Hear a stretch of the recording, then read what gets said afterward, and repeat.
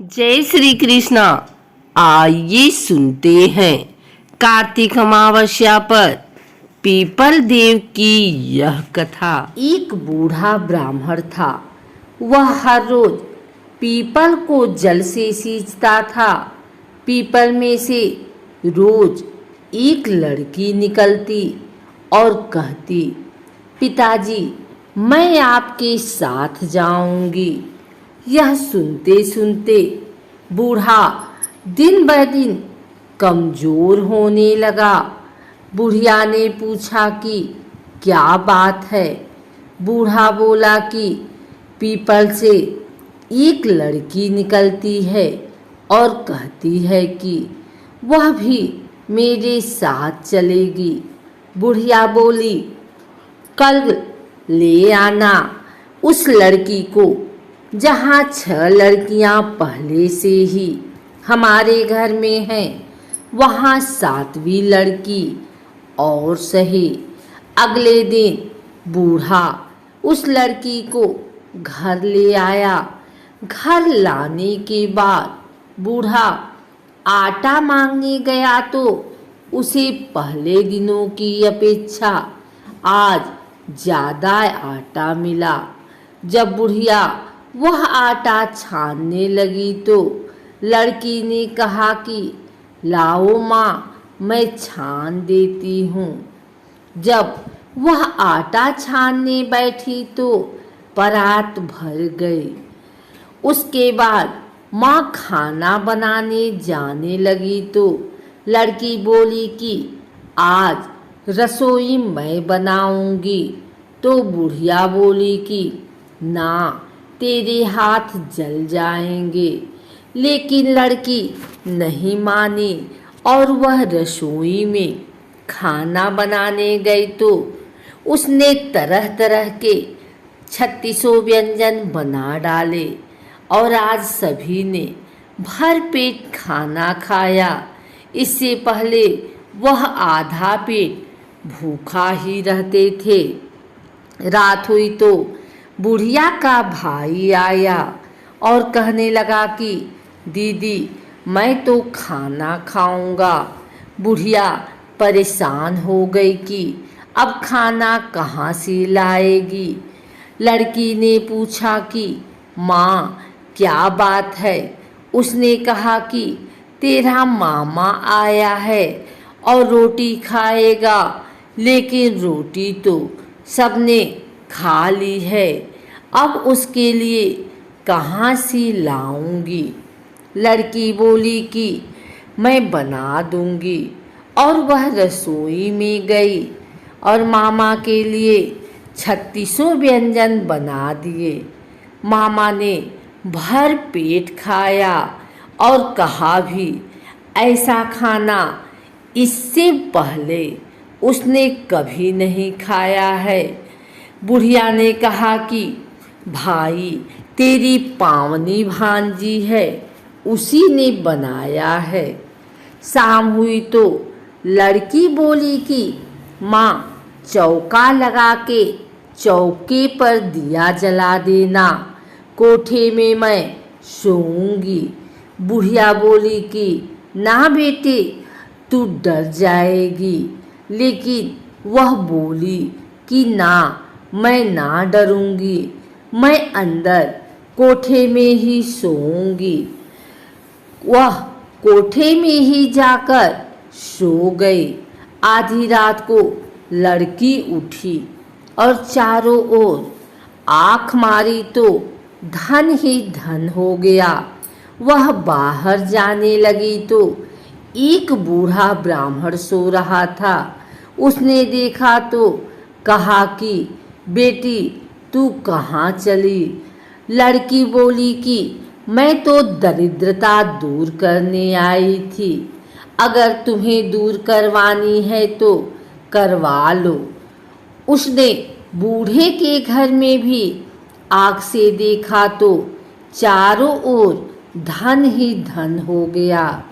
सुबह सवेरे सब उठे तो लड़की को न पाकर उसे ढूंढने लगे कि पावनी बेटी कहाँ चली गई। बूढ़ा ब्राह्मण बोला कि वह तो लक्ष्मी माता थी जो तुम्हारे साथ मेरी दरिद्रता भी दूर कर गई। हे लक्ष्मी माता, जैसे आपने उनकी दरिद्रता दूर की वैसे ही सबकी करना। पीपल देवताओं का साकार रूप है। पीपल को जल चढ़ाने से देवता सकारात्मक ऊर्जा बढ़ाते हैं।